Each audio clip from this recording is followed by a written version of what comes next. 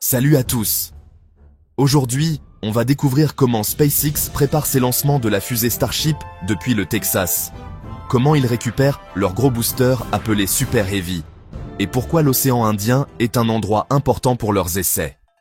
La FAA, c'est l'agence du gouvernement américain qui surveille les avions et fusées, a donné son feu vert à SpaceX pour faire jusqu'à 25 lancements par an depuis leur base au Texas. Avant, ils étaient limités à seulement 5 lancements. C'est un énorme progrès. Mais avant de donner cette autorisation, la FAA a vérifié si ça ne risquait pas de trop abîmer l'environnement. Ils ont analysé l'impact sur les animaux marins, comme les tortues et les dauphins, et ont demandé à SpaceX de prendre des mesures pour protéger la nature.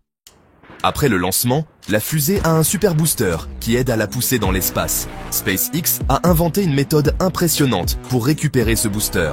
Au lieu d'atterrir avec des jambes, le booster revient et il est attrapé en plein vol par des bras mécaniques géants sur la tour de lancement. Ces bras, surnommés les chopsticks, baguettes, saisissent la fusée comme si on attrapait un objet.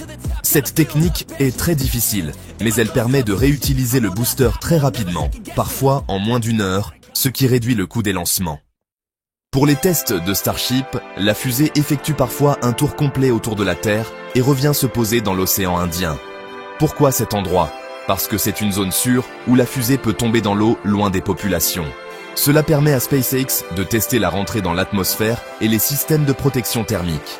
Même si les atterrissages se terminent souvent par des explosions dans l'eau, ces tests apportent beaucoup d'informations pour améliorer la fusée.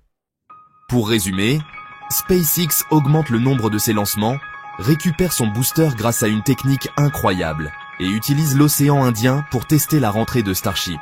C'est une aventure passionnante qui rapproche un peu plus l'humanité de voyages dans l'espace toujours plus fréquents et accessibles. Merci d'avoir regardé. Si tu veux en savoir plus sur l'espace et les fusées, abonne-toi et laisse un commentaire.